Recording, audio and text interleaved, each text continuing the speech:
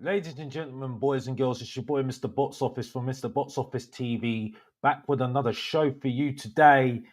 And on the show today, we're going to speak about Tottenham Hotspur have made their fifth signing of the summer, and it's a big one, and we're going to speak about it.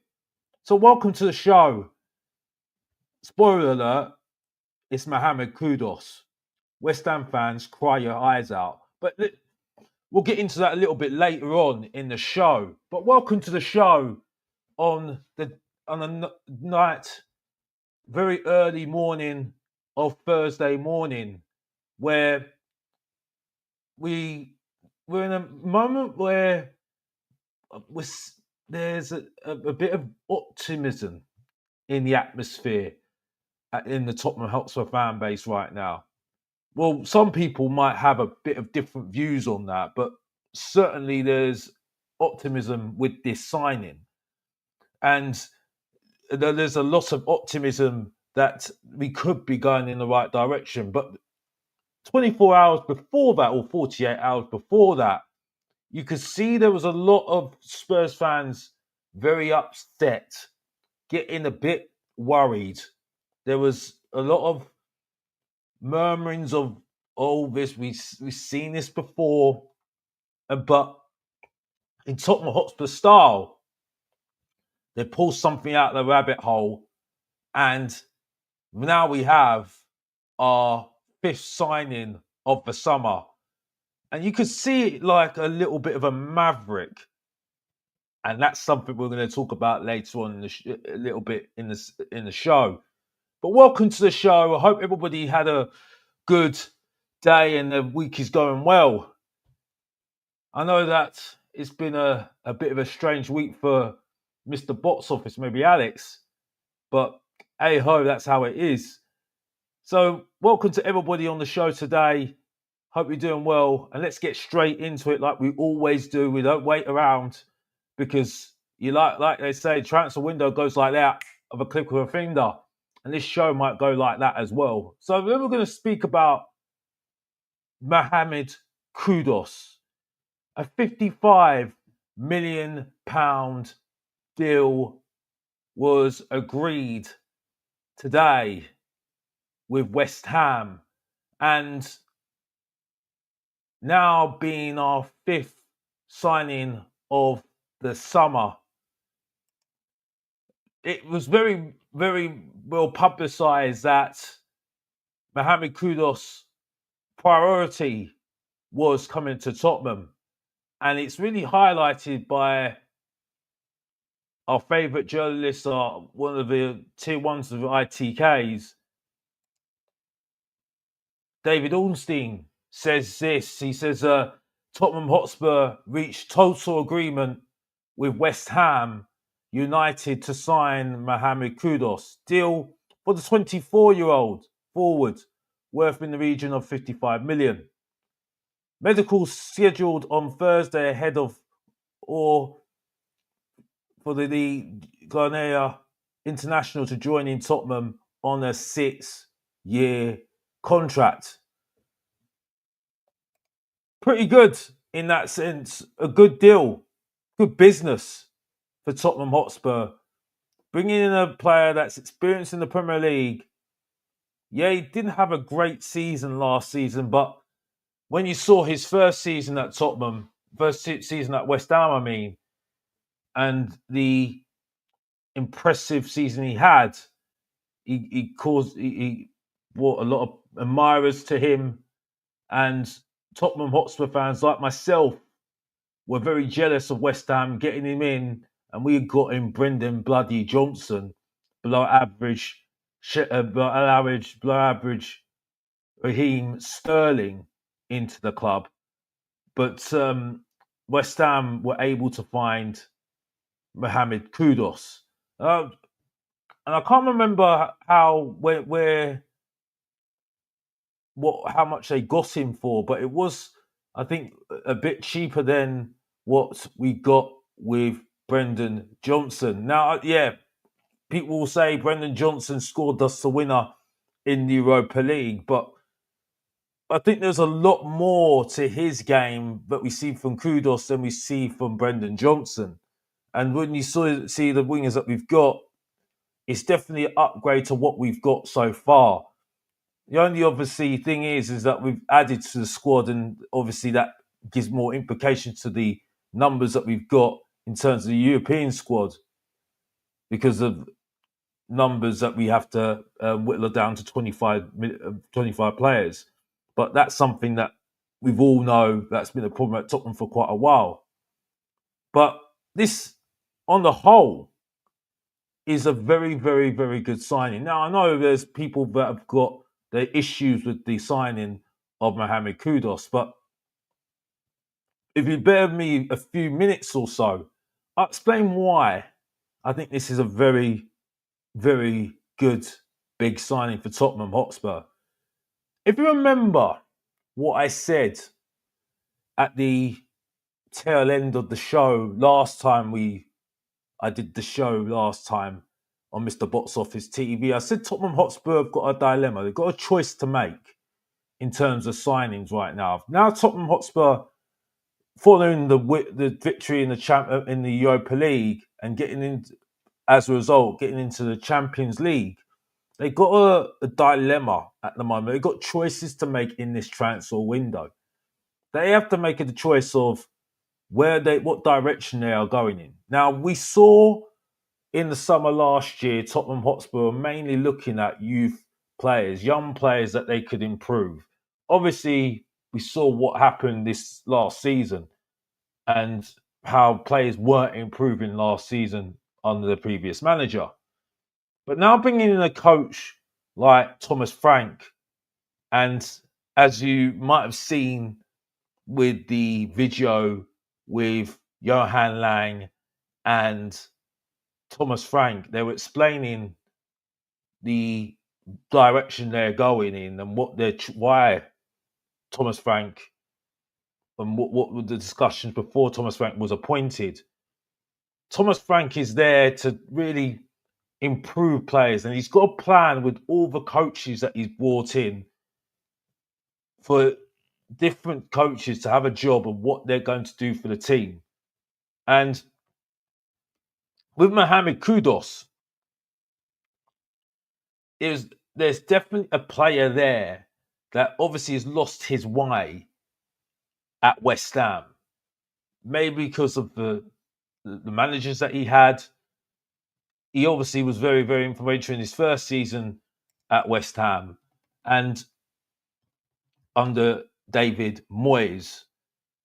And he was very, very good in terms of the way that he played. He's very unpredictable and had made some very good, very good, very good assists in terms of, and also goal contributions as well. He had something very, very good in terms of the way that he was good in terms of unpredictable. And that was one of his positive points, being his first season at West Ham. And that was one of the things that you saw at Ajax as well. Now, obviously, West Ham did change their manager over the course of this season. And with that, you could see that Kudus didn't really feature very well this season, or last season, I mean. So with Julian Locatelli, he didn't really work out very well. West Ham made a lot of signings last season, and it did feel that it didn't really work out for him at West Ham that season. And then when Graham Potter came in, it just looked even more worse. Now, I'm just going to bring up some stats. Not that I do stats. You know, everybody know I don't do stats at all. I'm not a fan of stats at all. But obviously, with the fact that we are limited to what we can show in terms of the way that he plays. I just want to highlight. Now I'm just going to but big up to everybody who's watching. By the way, big up to everybody who's watching the show today. Big up to Daniel 90 Europa League champions. Big up to you. Kudus completed the most dribbles in the Premier League the last 2 seasons. We need a player who's going to take a man on. Absolutely.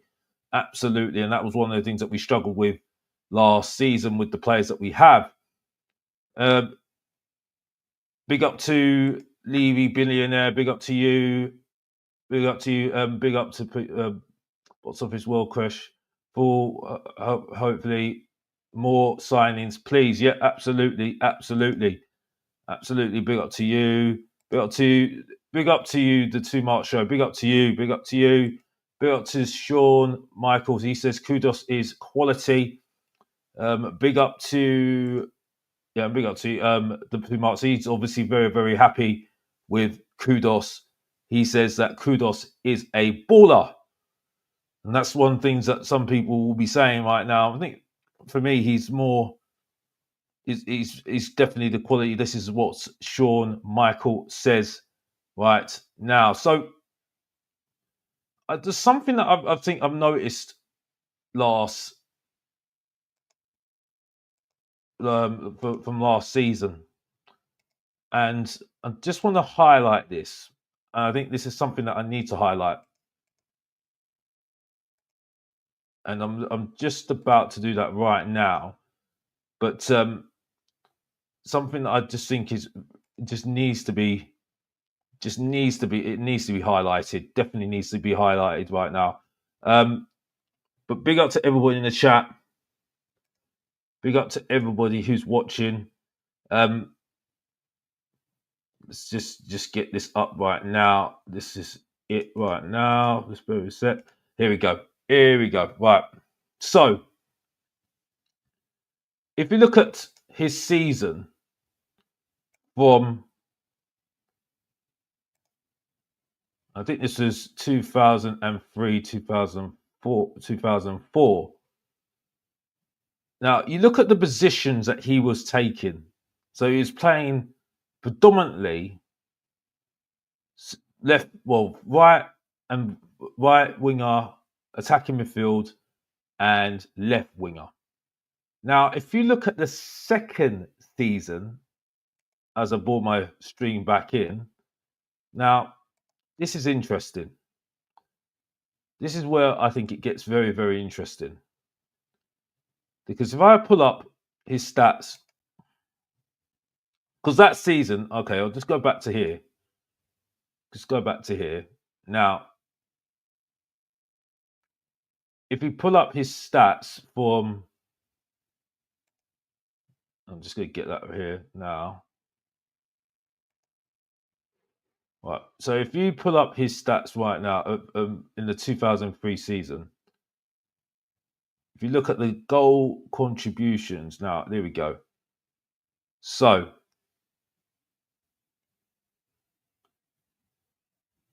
was this the right season here? If this is the right season, I'm not too sure, but I just need to find it. See, here we go. Bear with me, ladies and gentlemen. Technology is failing the main event right now. It's failing the main event right now, and it's very late in the evening. So you do have to bear with me a sec. But big up to everybody. Hope everybody's doing well. Been a very, very interesting evening for Tottenham Hotspur, with a lot of Tottenham Hotspur fans that were not very happy the night before. From what I gathered from the night before, Tottenham Hotspur fans were not happy whatsoever. They were thinking that it was going to be another sort of day, not a sort of a same sort of feeling that we've had before being Tottenham Hotspur fans. Not that I was really that fussed, really, to be honest with you. I think it was kind of it was kind of just like the same feeling I've had for quite a while, and maybe because I'm more relaxed, but I am more relaxed now. I don't know whether anybody's feeling like that right now. Now we've won a trophy, and the trophy that we've won, that's one thing you can thank the previous manager. I don't really want to say his name because, to be honest with you, he got on my nerves so much, but everybody knows that already. One of the things that I've kind of realized it's very difficult for me to. One of the problems I had last season is that I didn't stream a lot, do a lot of shows last season. So obviously, well, I was on lots of other shows. Not that people actually appreciate me being on their shows anyway, but that's another story. Um, Hence the reason why you got somebody making themselves, showing themselves to be silly to call themselves Mr. Potts Office. But anyway, that's another story. But that, people have to get their 5 minutes of fame, don't they? On the work of Mr. Potts Office. But anyway, moving on. Back to actual football. But with the signing, yeah, I can't find it. It's not gonna be found. This is where the whole technology fails the main event. This is where it fails the main event completely. But good signing from. It's one of those things. I saw some of the one of the things that I noticed in his last season. He was playing everywhere. He's playing absolutely everywhere, and the aspect of what we saw him from the first season at West Ham, you could see that he was only playing mainly left, right, and attacking midfielder, but playing everywhere, playing as a false number 9. I don't think it really helped his game at all. Didn't help his game whatsoever, and I feel that might be something that we might have to work with at Tottenham. Now, Tottenham Hotspur had to take this risk, in my opinion. They had, like I said in the last show, they could have gone for young players, but they've done that. They did that last season, but you saw that we needed somebody to coach them, and that was going to take time. It's going to take time with all the Bears. Now, unfortunately, we've got Tell, Johan Lang. You've got Yaman Hook. Yeah, Yaman Hook, the Korean winger. You've got obviously Mikey Moore. So they all need a lot of coaching. They all need a lot of coaching at the moment. And you need somebody who's really got it already, got the experience, and he can just come in. And yeah, he needs a little bit more. He needs a little bit of coaching. He needs a little bit more confidence. And I think with a Thomas Frank, hopefully he could do that. And I think you can bring somebody in. And I think it reminds me of when Harry Redknapp, a Sam Allardyce, a Martin O'Neill, he got players that were casted off, said, no, not good enough, don't need them anymore. And he brought them in and just revitalized them. And maybe what he needs is just a new environment where he can just wipe the slate clean, forget what happened at West Ham, and he can come in and then maybe a Thomas Frank can just let the shackles off and try and get the best out of him. I think that would be pretty good for a player like Kudus. I think that would be very good just to have him, just let him do the thing, just let him have just have the shackles off. But I think it's important that he has the players around him to do that defensive work around him, so he's allowed to do what he wants to do. Like, for instance, what you saw with Liverpool with Salah. They let him do his work, attacking wise, and then he was able to flourish. And obviously, Liverpool were able to win the Premier League. And obviously, he was a star in the team. Now, I'm not saying that Kudus will have that influence on Tottenham Hotspur, but it's a start. it's definitely a start, and it's definitely something that you can look at it very optimistically. Now, this should be a standard Tottenham signing. Back in the day with Robbie Keane, you had Van der Vaart, Berbatov. Those were standard signing back in the day for Tottenham Hotspur. You didn't need to get a young player and, develop them. You had them ready made. So, those signings maybe, came from a top club, or I don't think West Ham are actually, they're not a big six. Let's just say that they're not a big six, and that's not even a dig at them because they're rivals. They're not the big six. They're not like a Man United. They're obviously not like a Man United, an Arsenal, a Chelsea. Respect to West Ham, have won a Conference League, didn't they? But they're not that sort of team, are they? They're not. Um, but that's another story. And I mean, he says it here. Mark Show says it here. The last season was a difficult season for Kudus, playing all over the gaff. Yeah, that's exactly what I mentioned. That's absolutely what I mentioned. Daniel says, Mark, when Samuel got injured, he got stuck out on the left. Lot after that, maybe another thing as well. And also didn't really help. I don't think he really got on with the manager as well, who was the first manager last season of West Ham. I don't think he got on with him at all. So I don't think it helped him. I don't think it helped him settle. Gianni Locatelli. I don't think it helped him at all, and it didn't really improve under Graham Potter. So I think they made the choice to let him go. But obviously, West Ham fans are not obviously happy about him going to our fierce rivals, their fierce rivals in Tottenham. So that's how it's worked out, basically. The trophy weight is off the shoulders, box office. We can enjoy the football from a different aspect in the way now with the trophy drought off our shoulders. Yeah, absolutely. That's exactly what I was talking about there as well. Totally agree with that one.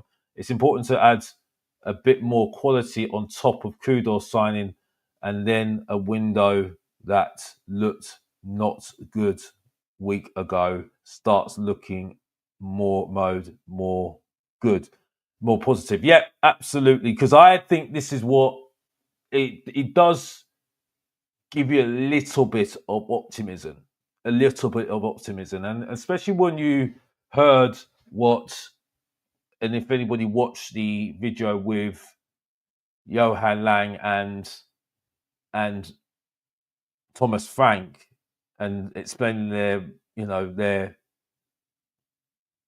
talking about what's happening, what's going to happen going forward with Tottenham Hotspur. You can see there's a plan. You can see there's a plan. There's a plan for the youngsters, how to bring in the youngsters going forward, and how they're going to, look at individual development as well, with a coach as well that's brought in to do specific jobs. They've got specific jobs to coaches as well. So it is very, very exciting, very, very exciting. But this has helped the excitement a little bit as well with Kudus. Now this should be a standard signing, like I said. We used to have a player called David Ginola, like everyone knows, the Frenchman, who was magical, absolutely magical. We had Modric, obviously now has retired. I think he has now. Who was a fantastic player for Tottenham Hotspur. Didn't start well, but was a fantastic player for Tottenham Hotspur. Then we've had Van der Vaart, who I was always, it was a kind of a dream signing, that one, Van der Vaart, who came in. So,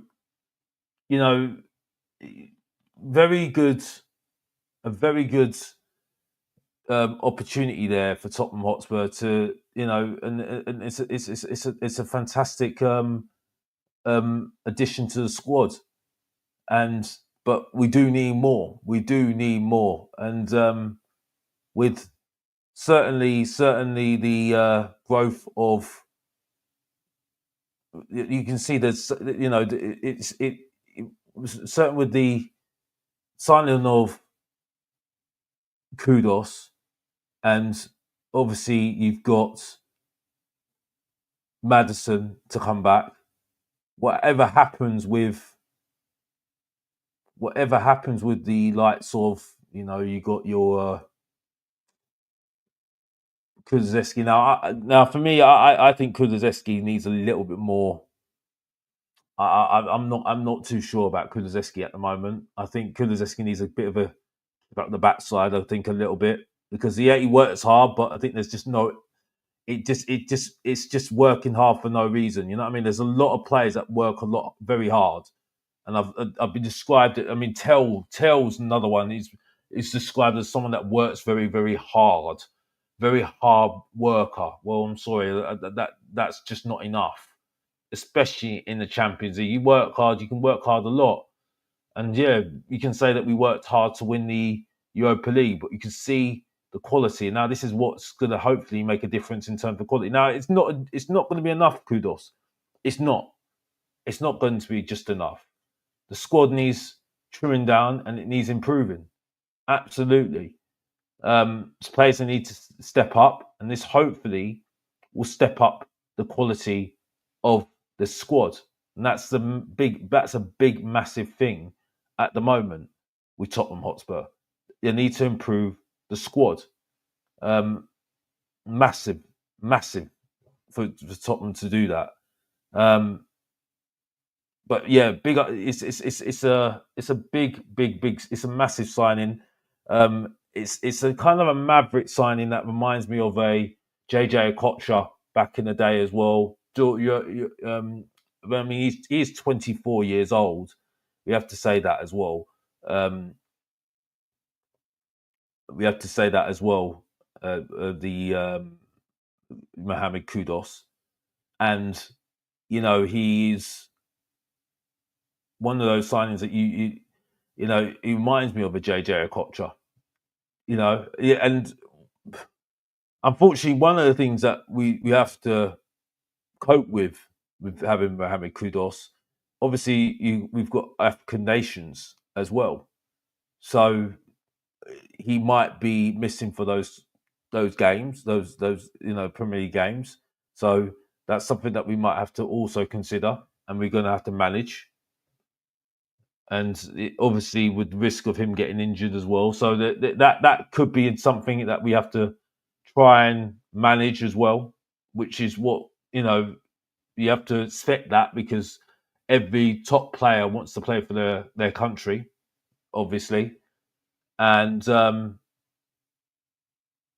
but I've just seen something here. It says from David here that Alex Ghana did not qualify, mate. Oh, so that's cool. That's good. Well, okay, that's so that won't be a problem then. But yeah, but I mean, in that I didn't realise that anyway. But in saying that, it still was, that's something that that will come down the line if he stays a long time. Now, you don't know what's going to happen in the future, but that could be a something of something that we have to look into as well, if we're missing him, and he's a very, very important player for us. And I'm sure that he'll end up being an important player for us. I'm hoping that he does work out for Tottenham Hotspur. So it's a good day for Tottenham Hotspur. A good day, good optimism. And they do usually do that. Big up to people that have just joined the show. Big up to them. Big up to Terrell Gunner TV. Big up to you. Big up to you. Big up to Hasper. Big up to you. This is a good start. We need 2 or 3 more signings of the ilk. David Luiz, Wissa. Yeah, I mean, we were linked. There's something that was linked today before the news came out by David Ornstein, and obviously Fabrizio Romano brought out the here we go to confirm. But it was kind of sure that he wanted to come to Tottenham. He turned down, reportedly turned down Bayern Munich, and a lot of I saw a lot of Tottenham fans going really excited that we beaten Bayern Munich to signings like Dragusin, which if you look at what people said before with Dragusin saying, "Oh, yeah, we've beaten Bayern Munich to Dragusin." Look at the opinion right now. Look at the opinion right now of what people think about Dragusin now. So, opinions can change very, very quickly, don't they? They can change very, very, very quickly. And it's an interesting one. But it's I expect him to challenge for the left hand side. I with the news of possibly Son staying, human Son staying, for me, I still don't get it. I still don't get it at all. I think really we should just let him go. I mean, honestly, we need to start trimming that squad very, very quickly because we've got too many players, especially in our form count. 17, it's over 17. So we've got to sell, I think, five players, I think it is, to trim down that squad. And not to mention all the the homegrown players as well, because we ain't got players that are actually home trained. So it's going to be a problem, and there's going to be people left out that Champions League squad.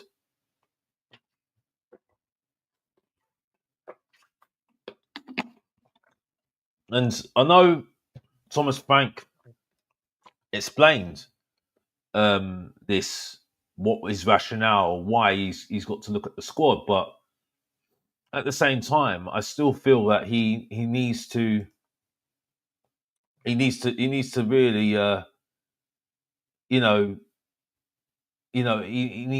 to consider, he needs to be a bit more ruthless because the time is ticking away. It's ticking away.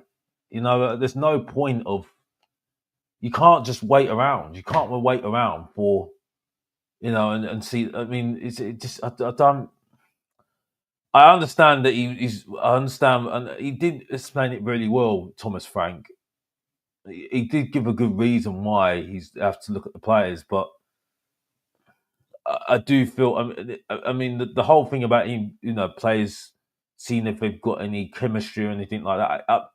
I see his rationale, but yeah, but I do feel that he needs to be a bit more ruthless. That was a concern for me. I've got to say that it's definitely a big concern for me. I have to say that. So, but there you go.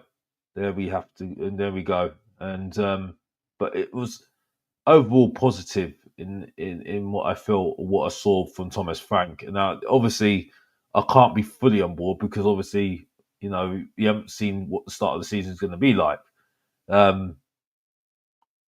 But yeah, it is what it is. But yeah, on the Kudus, Mohamed Kudus, it's a positive signing and definitely something that we are,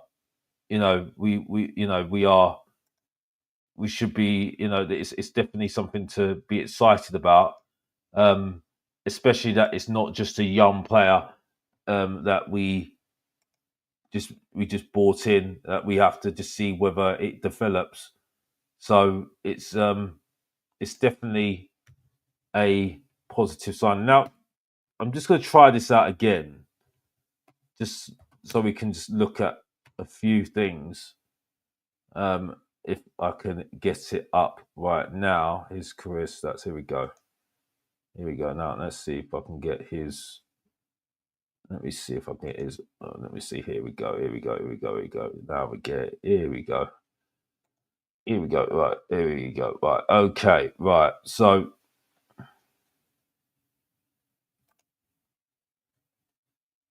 Right. Yeah. Here we go. Right. This is it. This is it. This is it. This is it. Right. So stop sharing that. Here we go. Big up to everybody in the chat. Big up to everybody's watching. who's just joined the show. Hope you're doing all well, enjoying the show so far. What your thoughts are on the signing of Mohamed Kudus? Who's definitely happy about Kudus? Who's not happy with Kudus? What's your reasons for Mohamed not being happy with Mohamed Kudus? What's your thoughts on that? And just want to just look at this. This is what I was talking about. If you look at his stats from last season, well, not last season, at least season 2023, 2024, he made overall 48 appearances 48 appearances that season. Overall goals, he scored 18, then 10 assists. That is assists. So overall, that was 28 goal contributions. Now, if you look down here, now I'm just seeing if I can get this up here. All right, here we go. Right, if you can see this is what I was talking about. If people can see this, he was playing up front, left wing, right wing, attacking midfield, and also right midfield as well. But if you look at his stats here in the 24-25 season, right, so he played 35 games, but only 5 goals, 5 goals, 4 assists, including the EFL Cup, League Cup. So altogether, 9 goal contributions. But this is something that you need to see here. He's playing everywhere. He played central forward. He played left winger, right winger, attacking midfielder, right winger, right wing midfield, left midfield. So he wasn't in a particular same position. He wasn't in the same position. He wasn't at all. So this is the interesting thing about. So this is what Thomas Frank needs to tap into. This is what he might have to tap into. He might have to look into it. And this is why I look at this. And this is something I want to look into right now. And, we'll move on to another subject in terms of but this is massive news for Tottenham. And I have to say that. And, remember Mavericks like JJ Okocha. I remember JJ Okocha, and he was magical. He was magical at Bolton, and this is Sam Allardyce's specialty. It was like the specialty of Sam Allardyce, specialty of for instance, a Harry Redknapp. Yeah, the things that he did. He brought in. I remember Di Canio, and Di Canio was shamed at Sheffield. I think it was Sheffield Wednesday at the time because he pushed the referee. But he brought him in with people saying, no, you don't want to bring him in. Why do you want to bring him in for? And he did really well. He's one of the heroes at West Ham. And he was remembered for a lot of things. Now, I'm just trying to get some of the. There's so many out there that before. Obviously now in the Premier League, they're kind of dying down. When you see what's happened with someone like Sancho, for instance, you can see that he's got those tendencies as well. And he now Man United want to sell him, but There were so many back then. David Silva, that's another one as well. Um, Anybody remember Andre Ashavin? Now he was special. Remember that game? I know he's an Arsenal player, but remember that game where Liverpool? I think he scored 4 goals. Now that's the influence of a big player, a massive player. I mean, it is definitely dying down. Mesut Ozil. I mean, these are all Arsenal players, but Luka Modric. I mean, everyone lauds him, and he's an absolute. I mean, I wouldn't say I don't like the word baller, um, but he was an absolutely world class player, a world class player, and did so well, did really well, really well. But yeah, big up to everybody in the chat. Big up to everybody who's watching. Big up to Brett Hayden. Big up to you. Big up to you. He says, 11 people in the chat. What's going on? But what surface? I like your content. Thank you very much. Big up to you. Yeah. Big up to you, Manny from Toronto. Big up to you. Big up to you. Big up to yourself, Alex. You can't complain now, can you? No, well, no, maybe not, but I can still want better. I can still want better. You can always want better for your football club. Absolutely. Absolutely. Big up to Mr. Potts' office. Big up to you. I want to know where you got the inspiration from that name. But big up to you. Big up for the super chat. Big up to you. JJ Kocher was so good. They named him twice. Yes. I love that. Absolutely love that. Absolutely love that one. Yeah. Modric is magician on the pitch. Yeah, he was absolutely a magician. Definitely. Um, Big up to you. Big up to you. Big up to Jimbo. Mr. Box Office, we don't need backups at Spurs. It's woke. What do you mean by that? I don't think he's a backup. He's not a backup. He's definitely not a backup. He definitely looks like someone that's going to improve the squad. Now, whether that he definitely needs a new environment, and he definitely needs to improve his game to new levels, definitely, and that's hopefully will happen at Tottenham, a new environment. Now, we had to take a risk. Like I said, you got to go for either a player that's kind of discarded. These are the sort of players like a player that's it's like a Sancho, a Rashford, a player that's was very good at the before, but has lost his way, and you just got to bring him in for a new, just a new environment, maybe a new coach, and just have some new ideas. And that's what Harry Redknapp used to do, Sam Ice used to do, Martin O'Neill used to do. They used to just bring in players that were just discarded and said, come here, I'll put my arm around you, give you a little bit of motivation with a little bit of coaching, good coaches around you to give you some new energy, new advice, new ideas, and that could get something new out of you. And it worked so well with certain players like Di Canio. There was so many players Harry Redknapp did it with, and he was so good at it. Just put his arm around them, and he had the good coaches around them as well.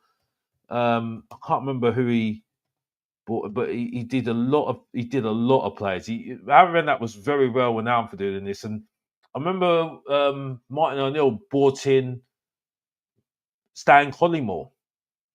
I think he was from Nottingham Forest, and he wasn't very popular whatsoever, Stan Collymore. But he even got the best out of Stan Collymore. Now he was definitely a maverick. So this is the thing. It can happen. It can definitely happen.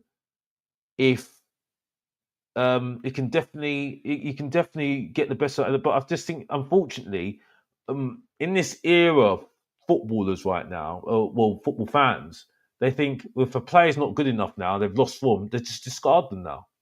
They ain't got time for them anymore. But unfortunately, Tottenham Hotspur can't go for the big players that are, because the top clubs are going for those players. When the top clubs go for those players, they're more likely to go to those clubs, the big players. They're not going to come to Tottenham. So we're going to have to take a risk with certain players. And that's why the coach was very, very important. Now, I'm not saying Thomas Frank is absolutely fantastic. I don't know. We have to see how that goes. But I can't be negative at the moment because it looks positive. It does look very, very optimistic. Very, very optimistic. Jimbo says, Sar, Tell, all the bit. Yeah, absolutely. Absolutely. I think Tell's a backup for me. And that's what, and he didn't show anymore. He didn't show anymore, really. Let's be honest here. He didn't show any more than what he's done now. And I think this is the thing. But one thing I will say, I mean, it's quite clear that, it's quite clear now that Thomas Frank did say yes to him. So, it is what it is. It is what it is. But yeah, big up to you, Jimbo. Big up to you, Jimbo. Mr. Potts Office says 4-4 against Liverpool. No, 4 goals from a Javan. Yep. He was a special player. Fell off though. Fell off. Yep. As Spurs says, Modric was a special. Yeah, he definitely was special. Definitely was special. And it was obvious twist on your name, but apparently also slang for certain practice involving neither part. Whoa. Behave yourself. Behave yourself. Behave yourself. Behave yourself. No. You can't say that. Big up to you, Mr. Potts Office, but behave yourself. Behave yourself. Yeah, but big up to you. Big up to you. But yeah, keep it clean. Keep it clean. Keep it clean. But big up for the super chat though. Big up for the super chat. Really appreciate that. Really do appreciate the super chat. And thank you for everyone for watching. Do you agree more with Sean's side of Levy's debate or Lubo's somewhere in between? Well, to be honest with you, Jimbo, I am a bit bored of talking about Daniel Levy. I have to be honest. It's a boring conversation. It's a very, very boring conversation now. I've got to that point now where you know where it's heading, and I try and I hear Lubo, and Lubo, unfortunately, he repeats himself so many times. It's interesting that I haven't seen him a lot on stream now. I think he's starting to realise that he's repeating himself quite a lot now. But and I mean, I don't really. So I'm not very happy with Sean. I've got to be honest. I'm not happy with David Harris, to be honest with you, as well. To be honest with you, because I think they're both bottlers. They don't invite me on. Well, I don't. Well, especially David Harris, who needs to man up and bloody get me on his channel to debate him, because it's getting boring now. You know what I mean? But I love him as a person, but when it comes down to football, he knows what time it is. He knows exactly what time it is. He talks a lot of this, talks a lot, but doesn't do it with actions. That's the problem with him. Same as Sean. You know what I mean? Absolutely. I mean, I don't know what's going on with Savard. Absolutely waxing lyrical about him every single 2 minutes. But anyway, moving on. Be up to him, but he's still waxing lyrical about him. It's a bit weird, to be honest with you. But anyway, moving on. But other than that, yeah, I mean, but in saying that, I can't really say that because I'm a bit of a hypocrite, because I do wax lyrical about Asthmatic though. So it's each to their own, isn't it? Really, maybe I should take that one back. But moving on, and Marlon as well, Spurs Kings TV. Big up to them. But yeah, I don't know what to say on that one. I think I was more leaning towards obviously Levy out, but you have to give him credit. I mean, people have got to give him credit right now. He's got the signing in. He's got the signing that everybody signing a top signing in Kudus.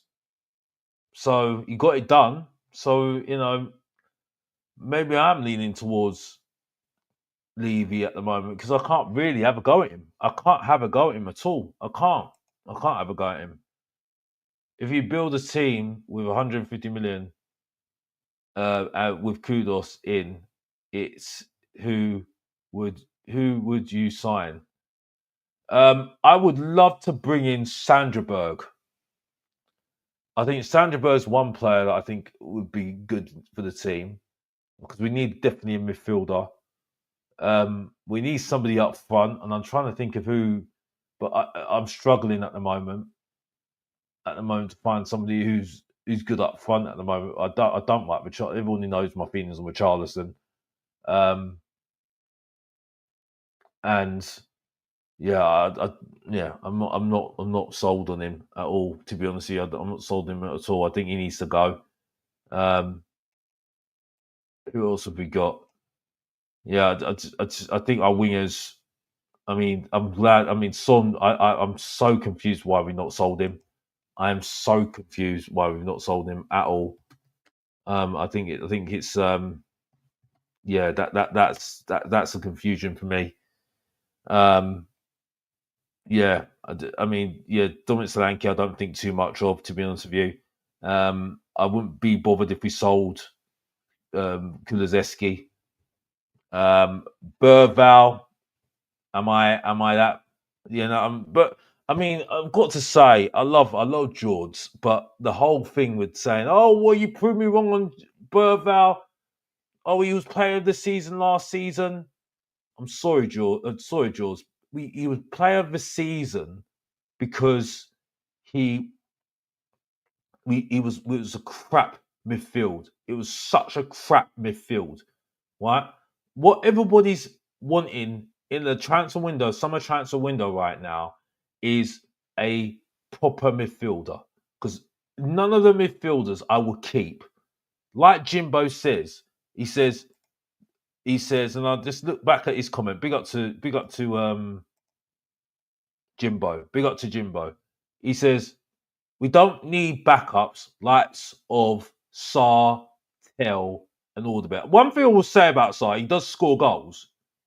He's dangerous when he can score goals. When he wants to score goals, he can score goals.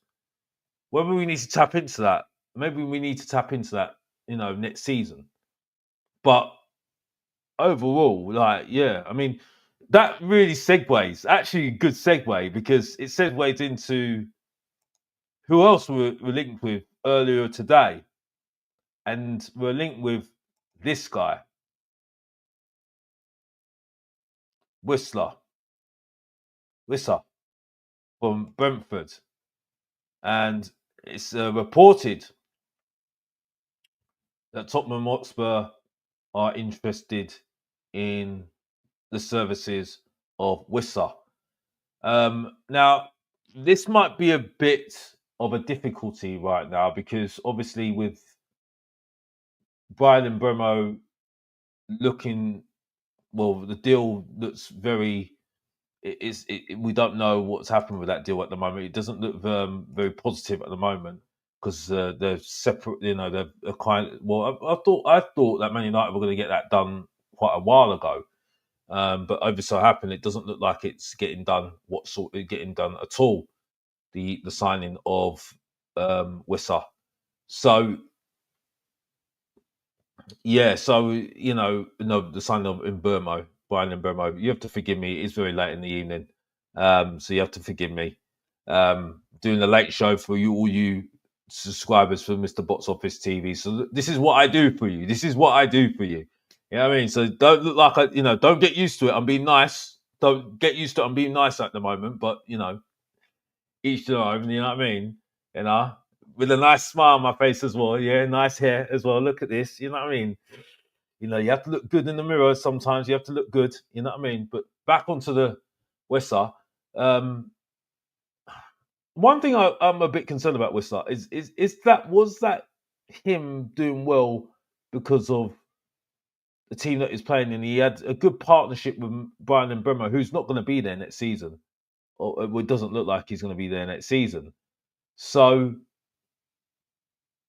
are you going to get the same in Whistler at Tottenham? And how much are Brentford going to charge? Because obviously, with the fact that Man United, the fact that Man United are really pursuing Ryan and Bremo, will Brentford be able to let go of two strikers? Can they afford to do that? And obviously, there was lots of rumours about him going to Nottingham Forest in the January transfer window as well. So it was very. It does look like his time is coming to an end at Brentford as well. And now with obviously Thomas Frank at Tottenham, that could be a very good fit. Obviously, with Wissa very used to playing under Thomas Frank at Brentford. So it's an interesting link with the transfer window. Very, very interesting link. It's definitely something we need to look at anyway, because obviously up front, I think it's not been very. It's just not very good at all. Slanky is not doing it at the moment. Now we have to see how he progresses next season with Tottenham. Obviously, Mattis Tell as well, and then you got Human Son as well. I mean, something will have to give. Because players will have to leave. Absolutely have to leave. So it's definitely interesting. It's definitely interesting to see what will happen there at the moment. But yeah, that was one of the interesting links today. Another one that I need to speak about, and it's one of those signings that I don't know if it's going to happen now because it looks like Romero's staying, but it's Coney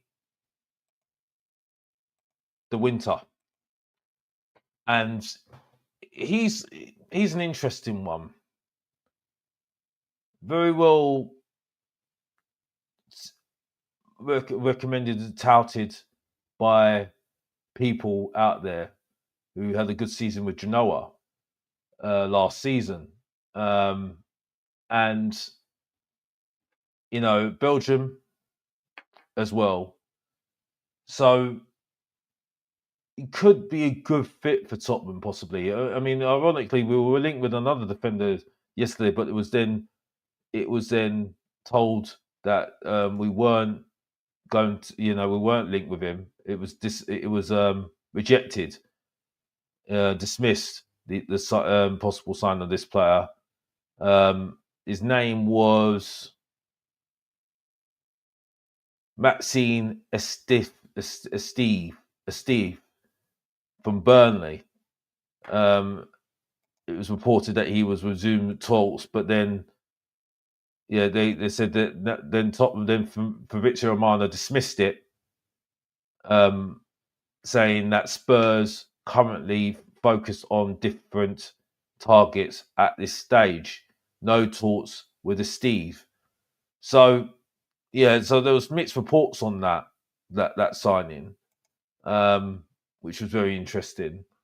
But it does look like we are looking for a new centre back, even though we got Kota Tatai, who officially was confirmed. I think it was yesterday at Tottenham Hotspur way, and was brought in. And so, but there have been rumours about Kota Tatai that we're going to put him on loan. So it's very mixed reports that you're seeing at the moment, and no one really knows what's going to actually happen right now. So with the squad, and we have to see how it goes. But I'll say everybody who's watching so far, Big up to Jimbo. Jimbo's really been very interactive right now. Big up to him as well. How much do you think Spurs could generate for sakes of Sarr, Richie, Kute, Son, and Basuma? I mean, Basuma. Hopefully, you can get something, get a good, you get a good fee for. Hopefully, Richie. I'll get rid of him for 15 million if I could, 20 million if we could, because I just want him out of the club. I think he's useless, absolutely goddamn useless, and I don't think we can keep him at all. I would get rid of Couto Romero, in my opinion. Absolutely, I would get rid of him 100%. 100%. Star, I think we're going to end up keeping him. So I mean, if he did go, I think he might go for 10, 15 million, 50, 20, 20 million, maybe possibly. I'm not brilliant with these fees possible fees that we could get for him. I mean, I'm not really great with that, but I think that's around. So I mean, I haven't really rounded it up total, but yeah, I think that's around that. I might be completely and utterly wrong. I've got to be honest, Jimbo. Big up to you, Alex. As a Man United fan, big up to you. Then big up to you. I think these Whistler things are trying to force United's hand, and would you sign him for 45 to 55 with what's been quoted for his price? I don't know if I would pay 45, 55 for Wissa. I wouldn't. I don't know if I would do that, if I'm really honest with you.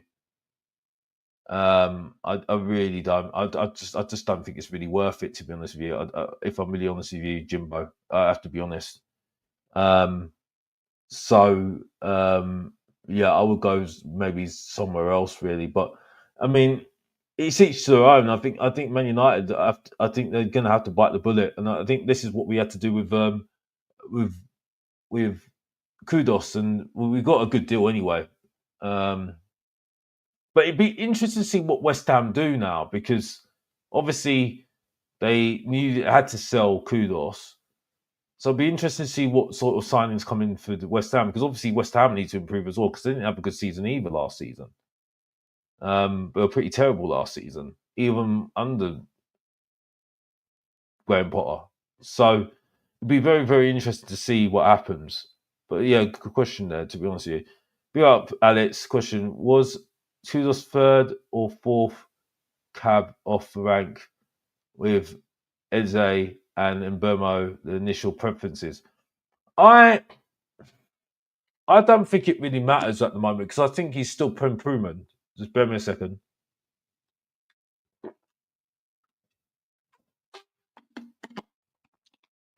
He's still proven, and this is the thing. I think so, and sometimes you're not going to get your first or third, second choice. So it's just sometimes you've got to have a third point, third choice really. And at the end of the day, like I said from my last show, you've got to take a risk on. You've got to make a choice of what you're going to do. And Tottenham can't go for the top players, because the top players are always going to go to the big teams. So, and then you go for a young player, you're going to have to take time with them. So you're going to have to go for those players that maybe were good before, but dismissed, and need to get out of the club to go for just a new vibe, just go for a new start. And I think that's going to be good for Kudus. You want to stay in London, it looks like, and yeah, it just sounds very good. It just looks very good at the moment. I mean, looking at the stats of Whistler, let me just see. Let's look at the stats of the winter. Let me see here now. Let me just get this up here. Yeah, winter. Yeah, because let's look at the winter stats. Let's have a look at that. Big up to everybody in the chat. Big up to everybody who's watching all over. Big up to you. Hope you're having a good evening. So, I hope you're looking forward to your today. Today, if you're in England, hope you're enjoying the sunshine as well. Big up to you. As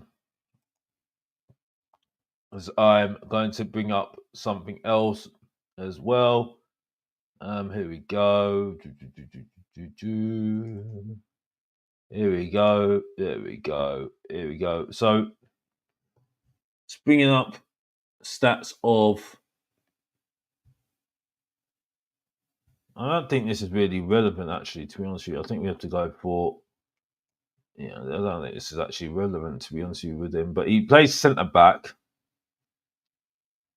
and sometimes he's played DM and right back and right midfield. So he's right sided. Played 68 games. No, overall played 167 games. I think it was. I saw quite a lot of games last season. But yeah, Serie A played 68 games. 68 games last season. Predominantly plays centre back. Sometimes can go into that defensive midfield role and can play right back as well. Interesting player. Very interesting player.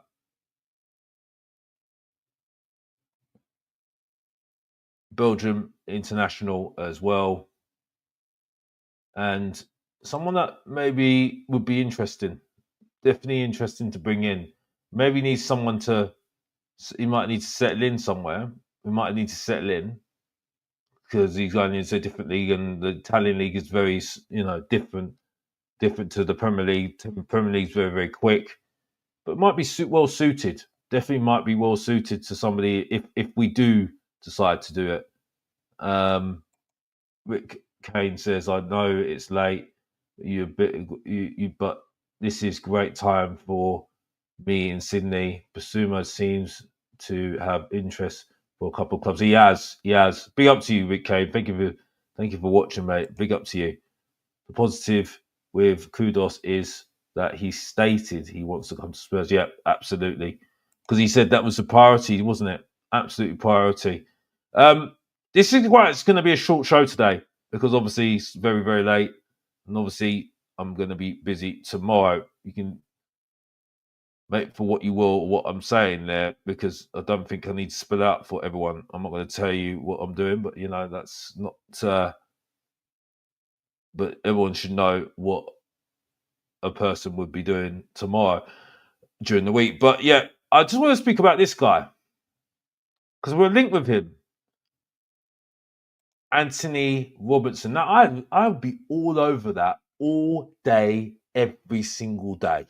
I love that. I think he's a fantastic player. Being very underrated. Very underrated, that player. We were linked with him with one of the journalists, and I think for me, he definitely puts pressure on the likes of Adoji. He's got a good cross on him. He can play that role, wing back or full back, very well.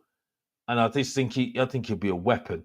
I think he'll be an absolute weapon to the opposition. I think I think it'd be a great sign if we could get him on the other line. Absolutely, absolutely. It's unfortunate though. It looks like our friend Walker Peters don't look like he's coming back to Tottenham Hotspur, and it does highlight the problems we've got. What we're gonna, that we're going to have problems in the squad because we've got no the club trained players. We're going to have one less player in the squad, which is going to be a problem because you want to use your full squad. You want to have the full availability of this squad. So it's going to be a big problem, massive problem. But yeah, hey ho, that's it. So Big up to everybody. I'm going to be wrapping up the show soon. It's just a short show today because obviously it's getting very late. It's 1:30 in the morning on the 10th on Thursday morning. So I'm going to be wrapping up the show soon. Big up to everybody. Thank you for the super chat from Mr. Potts office as well. Thank you for the super chat, but do behave yourself next time. Don't get too rattled. But big up to you. Thank you for support, Mr. Potts office, for your super chat. Big up to everybody who's watching. Tottenham Hotspur making a fantastic signing, and it's looking, everyone's looking very optimistic. I know there's a few opposition for the signing as well, but yeah, it's very optimistic. We have to be honest. But big up to everybody. Hopefully, do another show tomorrow. I'm trying to be more regular doing this for you guys. I am trying to do this regular, and hopefully get better at doing it regular for you guys, because I do miss it. I do miss it. I do miss talking to you guys, even if it's a short show or whatever. It's very good. And please share the like. Please like and subscribe to the channel as well. We're on the way to 2,000 subscribers. Yeah,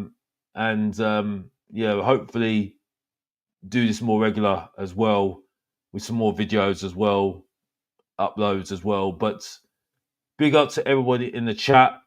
We'll obviously get into a little bit more detail about other things with regards to signings of Kudus, because I do feel that there is a huge influence, a little bit maybe, of our consultant Fabio Paratici, because I do feel still not feel comfortable with the whole involvement of Johan Lang, who for me isn't good enough.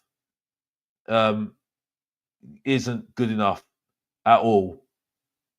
But big up to Dan, the Hotspur Hood. I think he wants to come in. I think he does want to come in. Big up to him. Big up to you. Big up to you.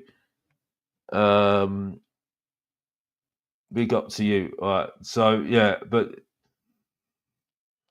ladies and gentlemen, I think we might have a little bit of a surprise at the moment. I think we might have a little bit of a surprise. Someone wants to come in. Someone wants to come in. And obviously, you've listened to the main event talking for a little bit of a while, but it looks like we're going to be doing extra hours. It looks like we're doing some extra hours on Mr. Box Office TV. So stay tuned. Stay tuned, because I think we're going to have a guest.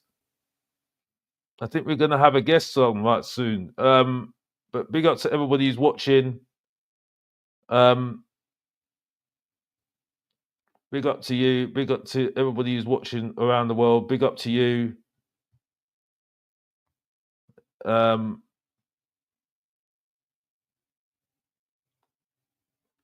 Big up to you. And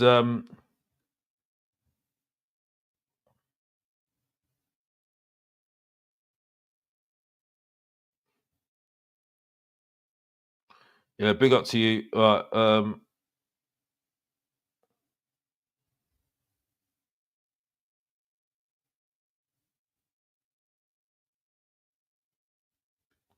Yeah, big up to everybody who's watching. So big up to you. Right. So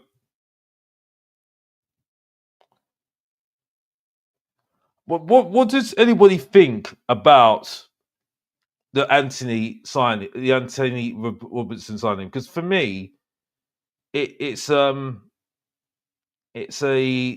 very strange. It's a good one in the right direction for me. Absolutely, definitely in the right direction for me. I just think that it's just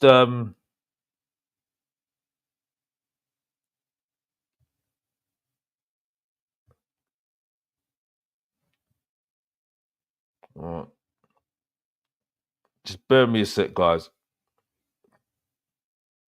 Bear me a sec, guys. Absolutely. This is what I love about technology. I love technology. When you want technology to work for you, it doesn't. It's always a problem. Always a problem. Always a bloody problem. Unfortunately, and it doesn't work for you sometimes. Honestly, you do things and you think, multitasking. I think it's one of those things that you think multitasking was easy. You thought it was easy anyway, and then you realize it's not. You realize it's not. When you feel, when you think you can get things done straight away. Just to, you know, I'm a sucker for things like that. I don't know if anybody knows that feeling. But yeah, it's just one of those things, isn't it? Um, but hey ho, that's how it is, isn't it? Um, but that's how you have to try and you just got to um, you just got to just see how it goes. But yeah, we are going to do some extra hours on there. We are going to do an extra hours on the show. So big up to you lucky people. You lucky people are going to get an extra on Mr. Box Office TV because it looks like we're going to have a guest. Now, I have said I'm going to do this on my own, but for this moment only, because this person is a big who does a lot of things with on the show, has done a lot of things with me. I think everybody will know who I'm talking about. But yeah, we are going to do some extra hours on here. Yeah,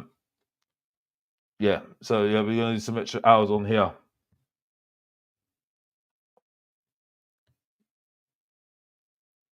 Yeah. If I can get the link to him,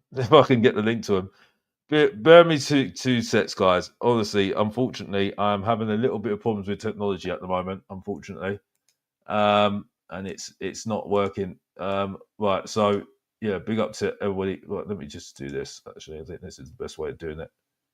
Here we go. Here we go. Here we go. This is the best way of doing it. Here we go. Yeah, big up to you. This is what I love about technology, guys. This is absolutely fantastic. I love technology. I absolutely love technology. Absolutely love it to pieces. Love it. Love it. Honestly. Yeah,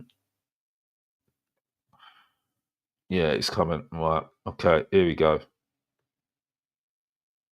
There we go. Right. Let me just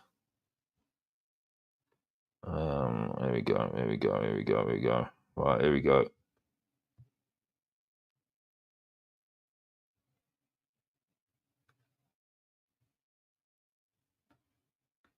Here we go. There we go. Boom, boom, boom.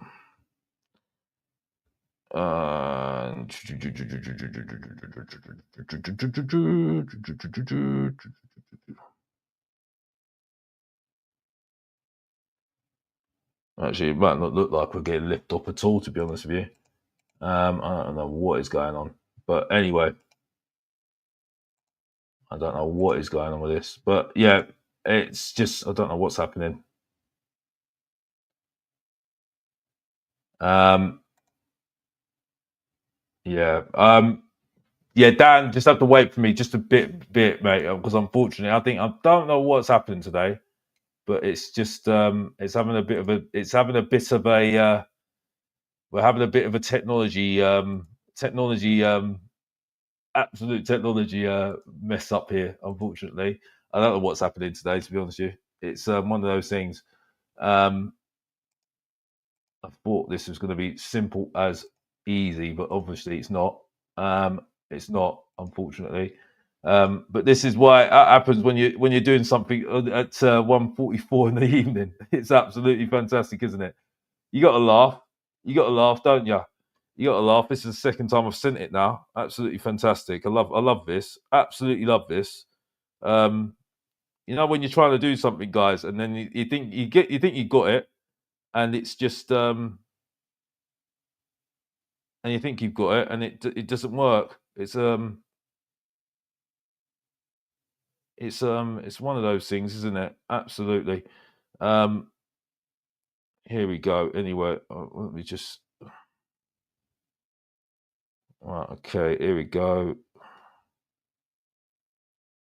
Okay, so here we go. How am I going to share this link? Here we go. And here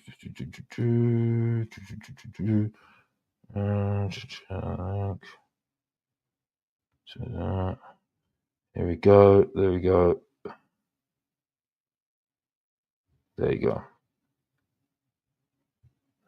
Right. So yeah, we have got lift off now.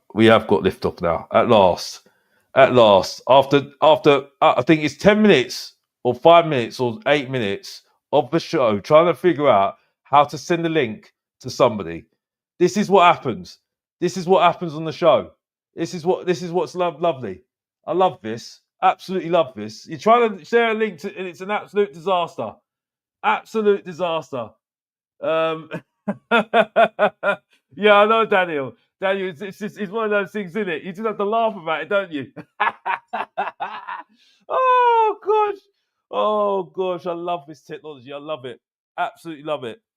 This is where waffle comes into it. You can just chat away, just like, oh yeah, it's just one. It's just whatever's going on. Just like say, it's all, just carry on the show. It's still going. But we got there. We got there in the end. We got there in the end. You know what I mean? I don't know how I've got so much energy on at 1:46 in the evening. I really don't know how I've still got the energy. Honestly, I really don't. Because I thought after me being out, and I don't really need to go into that because everybody can use their own imagination on that one. I thought I was feeling tired, but you do gain some energy, don't you? It's like people talking absolute waffle in the Tottenham Hotspur fan base. You know what I mean? Like people saying. Let me just say this before I get down on. By the way, let me just say this before I get down on. Big up to Dan, by the way. He will be coming on soon. Just to make this absolutely clear, because when I say this gets on my nerves. I said Davis and Dragerson were they were very good last season, right? They weren't that bad last season. It's about consistency, right? I think Dan can explain it better than me, but he said it, and I think it sums up what I said. I don't think that Davis had a bad season last season, or Jackson. Consistently, they were consistent, right? They were good. Danzo, consistent. They're 6 or 7 out of 10. Romero was either a 4 out of 10 last season or 9 out of 10. And it was up and down, up and down, up and down, up and down. So that's what I mean.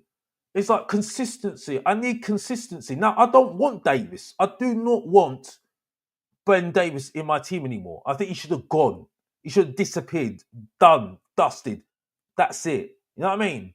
But let's be honest here. He was a good defender for us. You know what I mean? Defensively. You know what I mean? So when people get so rattled when I say that, it's just you don't understand the context, and that's the problem with people, and that's it. But I'm going to introduce someone to the show today. Big up to Dan, the Hotspur Hood. Big up to you.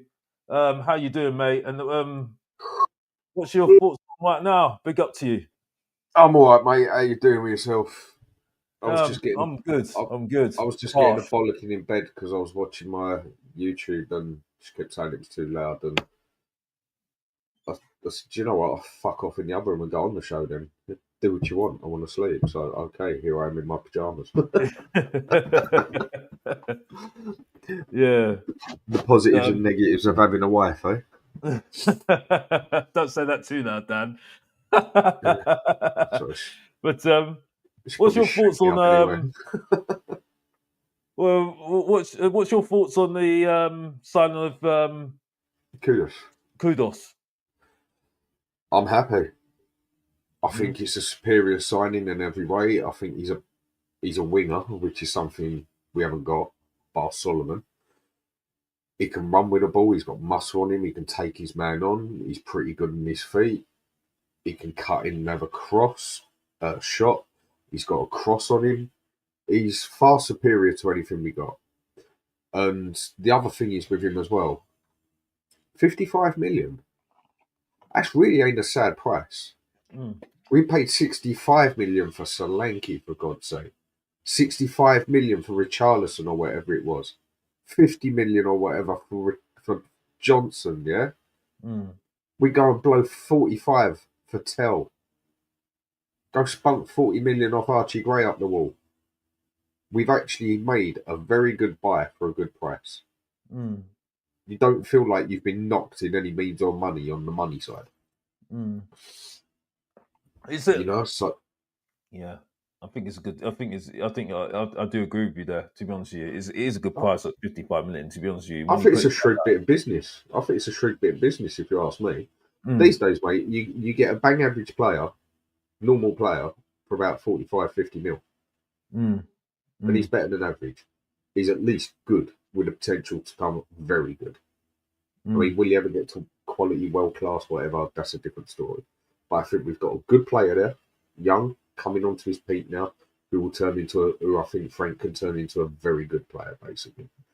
He wasn't my first choice. I would have rather had Eze. I'd have probably gone Embremo as well. But third choice, yeah, I'm happy with that. And I think a few Spurs fans need to be happy with that. I mean, he's a lot better than what we got, isn't he? Seriously better than what we got. I totally agree with you there. To be honest with you, I think it's. I mean, I've explained. I think it's one of those signings that a Martin O'Neill, a Sam Allardyce, a Harry Redknapp would have loved, absolutely loved back in the day. Absolutely loved right back in the day. Someone that needs a new challenge, just somewhere just to get rid of the cobwebs of his previous club and a fresh start. And Aaron that would have just put his arm around him, have the coaches around him, and revitalise him. Revitalise him. I put examples out about Di Canio, JJ Okocha. It just feels like that sort of player. It feels like that sort of player. It's a Harry Redknapp sign. It's a Harry Redknapp signing all over it. It's the sort of thing, like you said, Harry Redknapp would have snatched that up. And right now, I need to see 2 more players like that for that first team. Not saying they necessarily have to cost 50, 60 million, because half the time they don't. If you do some serious shopping around Europe, where it's just everything has fallen to pieces, basically. And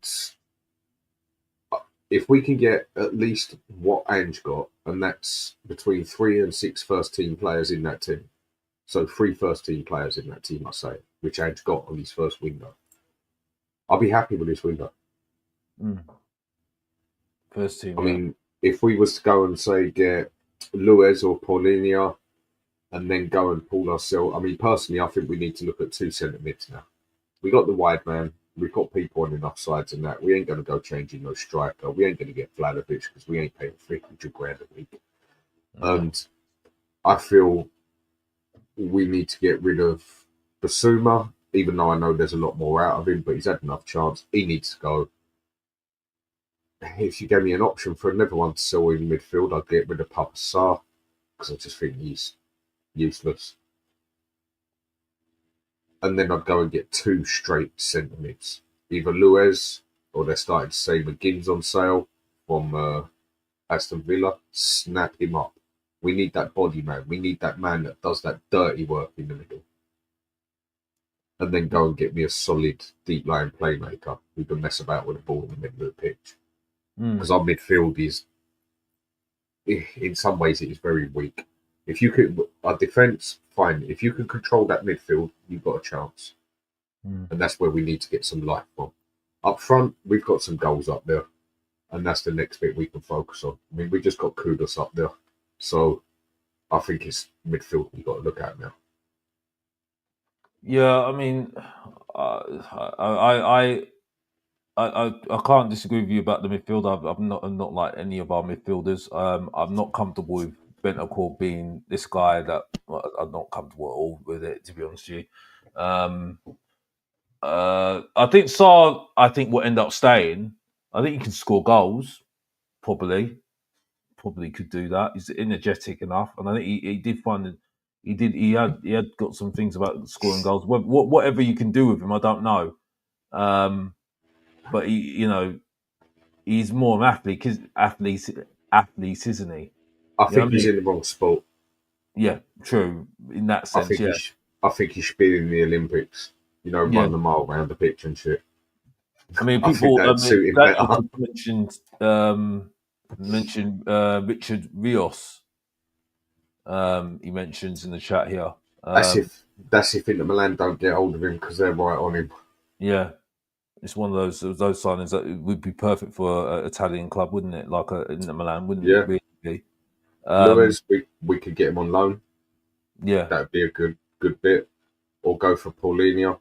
There's another one. I don't know if we're going to get Polina. That one. I think I stick by what I say. If we, I don't think we get Mattis Tell if we go for Polina. I don't understand why you don't have that conversation when you're there. I do not understand it, to be honest with you.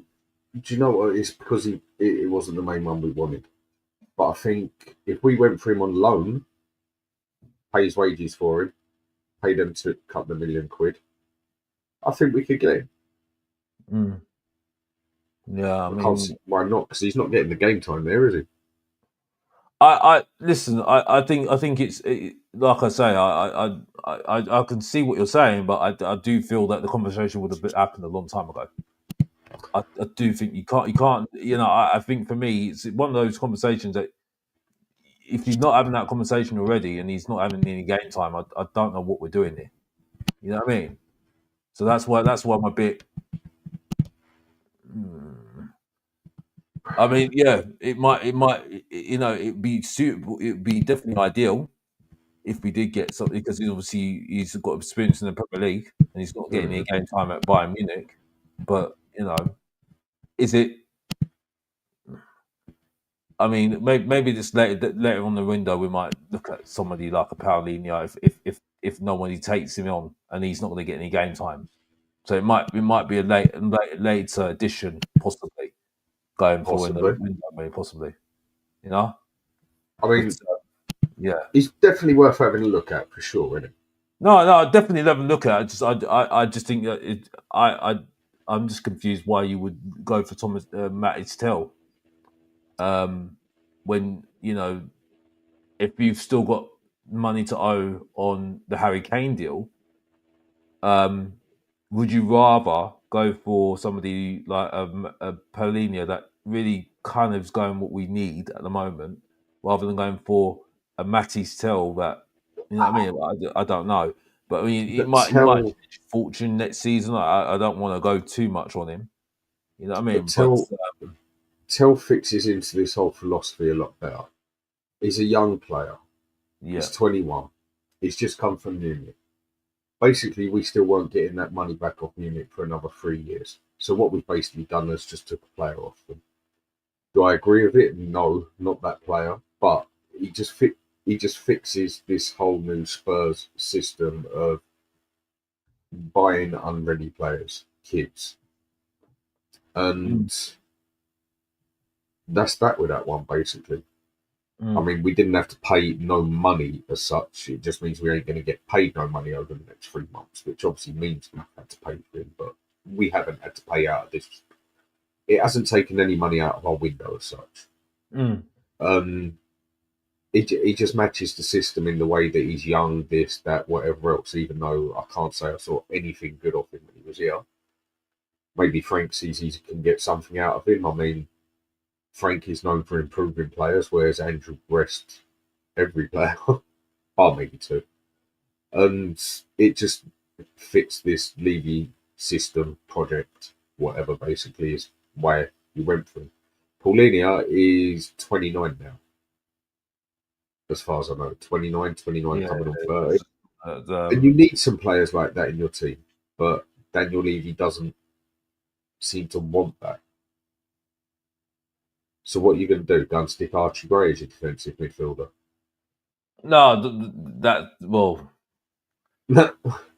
no, but I think everybody's kind of, I think I'm tired of talking about that guy.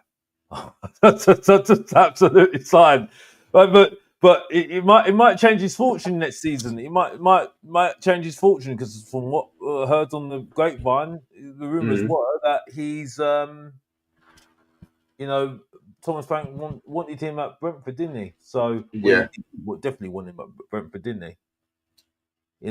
So Brentford's very different to Spurs, though, isn't it? Come on. yeah, true. I mean, wanting a player at Brentford, you can get Spurs and get a player, or chances are get a player of a higher quality. You would have Yeah. thought anyway. But the reason we don't is more down to Spurs as such. But wanting that player from Brentford is one thing. Would you want that player at Spurs? Time will tell. Time will tell. Yeah, you're right there. Absolutely right there. I mean, what's your thoughts on the some of the rumors about Wissa coming at That Tottenham? ain't going to happen either. He's 29, if I remember right. Is he 28, 29? I think he's a little bit older, isn't he? Again, it don't match the Spurs system, and we ain't going to go paying 30 million for a player that we ain't going to get a penny back on, basically. Again, Levy ain't doing that. Yeah, I mean, I was a bit unsure about him, to be honest with you, because I think it's more the partnership with him and Bremo got the best out of him, didn't it? At Brentford, and it'd be interesting to see if he. I mean, it'd be interesting if he does. And Bremo looks like he's going to Man United, even though it looks like it's stalling at the moment. If Bremo does go, what do Brentford do? Was Wissa a product of the fact that he had a good partnership with Bremo, or is he able to do it on his own, or just form another partnership with somebody else? You know what I mean? And that's where my doubts are a little bit going for a Wissa. You know what I mean? If they lose Embremo, I don't see them wanting to sell Wissa, because then Yeah, they've totally lost it. yeah, that's what I think. So I don't think that'll happen anyway. I think Embremo will end up over at Man U, but if it falls through, we need to jump in and snap him straight up, and then we're covered on both sides completely. And Do you think then that will actually happen though? Because for what you saw from the Brentford director, he says that Bremo will either stay or go to possibly Man United. That was a rumor as well. Going, yeah, I believe that if Man United don't do the deal when it falls through, that he won't go to Spurs. Yeah, of course he would go to Spurs. He's never played in Champions League in his life. He's one of those players that I talk about that wouldn't be bothered that we finished 17th. It's because we're in the Champions League and he's never been in Champions League and his wages would be higher than that. Yeah, he wants to go Man U and that, but it ain't. If it ain't happening, why would he turn Spurs down? We've got a lot to offer in that aspect. Whereas there will be stronger, superior players who have been in the Champions League who will sit there and say, okay, Spurs can offer me Champions League, but I just ain't digging that they finished 17th and I ain't having that. I ain't near that. But with players like this, is where you can. It's like even with Eze. If it falls through with Arsenal and Eze, we can offer Eze first team player without fail, and we can offer him Champions League, something he hasn't done. But with people like Arsenal going for it, and why I thought this one was going to fall through, because they was talking about they weren't getting the deal done, and the Chelsea were getting ready to snap in at any point, basically. And then it came up that it ain't happening, and then what was it? 2 hours later, it came up that it's done. That's Spurs for you, isn't it? And I mean, with this whole thing with Kudus, yeah, how do you think Levy's dealt with this? Because I think it's only about 4 days we heard anything of this, isn't it? 4 or 5 days ago. I don't think it's anything to do with Johan Lang. I've got to be honest.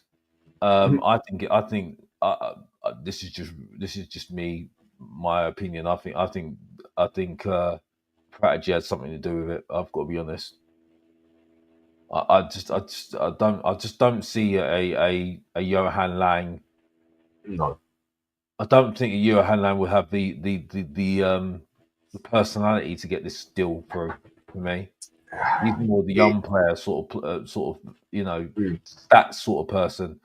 I he hasn't do got. think there was do think there was something with strategy there in the background on this one.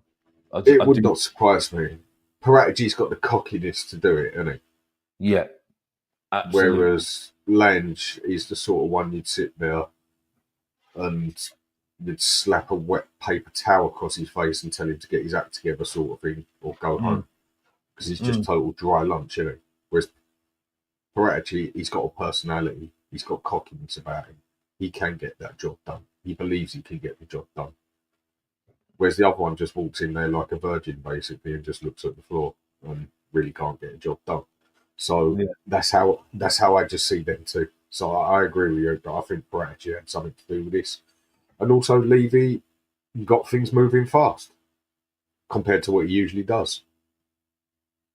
Since I think also it did help with the fact that in the press and what we saw, that his priority was Tottenham. That was the quote, wasn't it? His Mm-hmm. priority was Tottenham. That he wanted to go Tottenham. So you Thank, know, thank God it, Chelsea didn't go for him. well, yeah, but I don't think Chelsea could go for him at the time. That's the thing, really. But it's I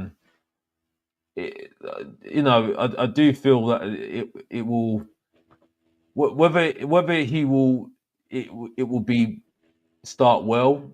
I don't know, but it's like I said in my last show. It's a risk that Tottenham Hotspur have to take because they're not going to go for big players. They've gone for too many young players, so you've got to go for players that are kind of in that mold where they've been dismissed a little bit. They've had a bit of a bad season or bad a couple of seasons, like a Sancho, like a Mm, Rashford, and you just got to take a risk with them and just mm. give them a new environment and see if you can get the best out of them. No, In the I new ain't doing that. environment with different I players. I ain't doing that with Rashford. Yeah, I Watch know him. what you're saying about Rashford's. Rashford, I just don't think I just don't even rate him. He's one that as a patchy player you see him for 6 months and then disappears for a year with a goal in between and that. And with the attitude the fella does actually have on his head, you need it about as much as a hole in the head yourself. Mm. For me, he's just a player I wouldn't want near my club. I don't think he's that great. And he has his very good moments, don't get me wrong, but he's got absolutely no consistency in him. He's got the attitude of, I'll ring you up because I'm ill and I can't go into work and that. And then that night gets caught on camera going out on a piss up, for God's sake. I mean, how thick does one person want to be? And I don't want that. Wouldn't I touch mean, him. But basically, Alex, I wouldn't touch him with a barge pole unless he was putting it around the back of his head.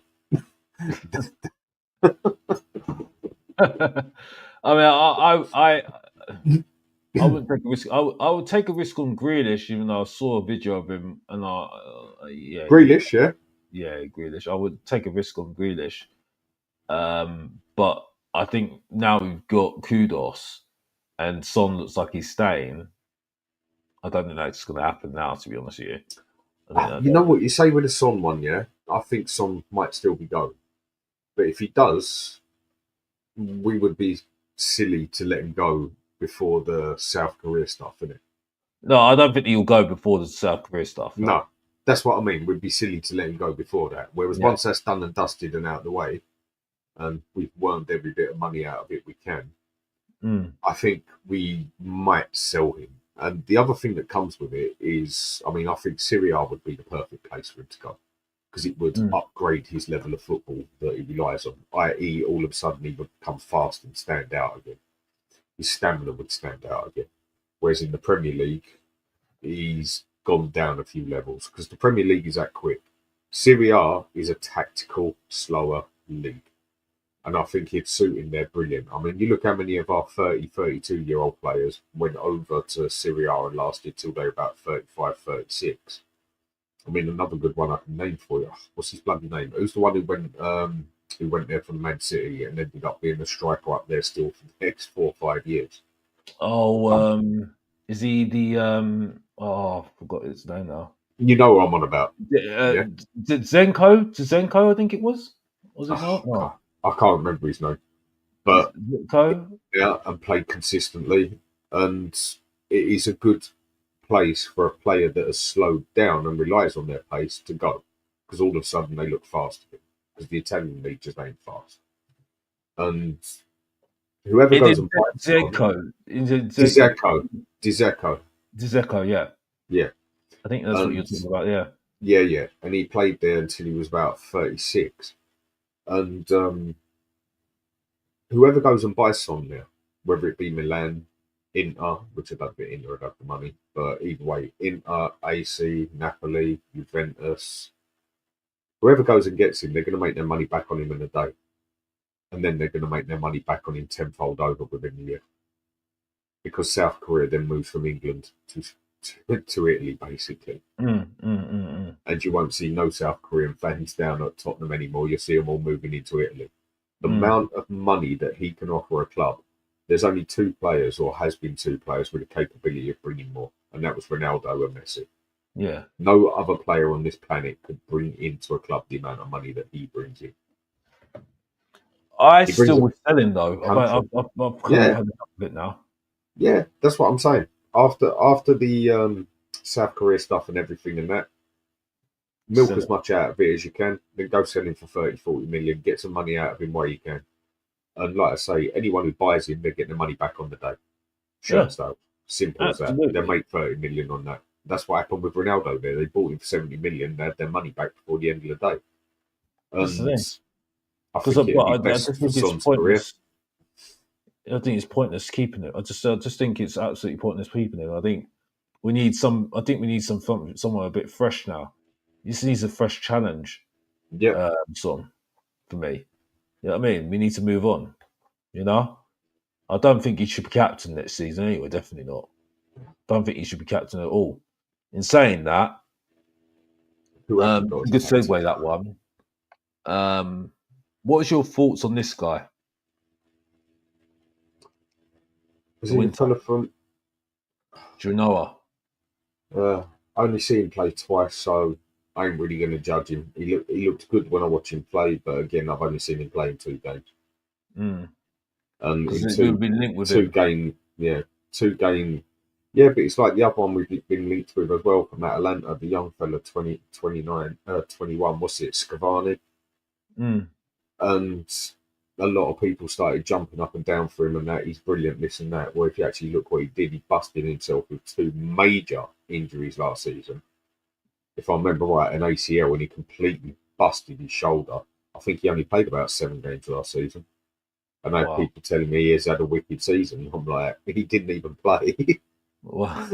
About 6 games. I mean, looking at it on transfer market, it'll tell you. He busted himself up big time. I think his first injury was an ACL or a cruciate ligament, one of the two, like a severe injury. And just as he came back off of that, he played about 2 or 3 games and then totally dislocated his shoulder. No, I'm talking to you about a different player. I'm talking to you about the other one we're looking at, Scavani or whatever his name is. Scavani, Atlanta. Oh, yeah, I think you know. I know you're talking about. Yeah. That's one. Yeah. That's one player that. Yeah. No, I've had enough people down the side and that tell me that he's had a wicked season and everything. I'm like, you obviously just don't watch Serie A. He nearly crippled himself with that first injury. It nearly ruined his career, and he's only 21.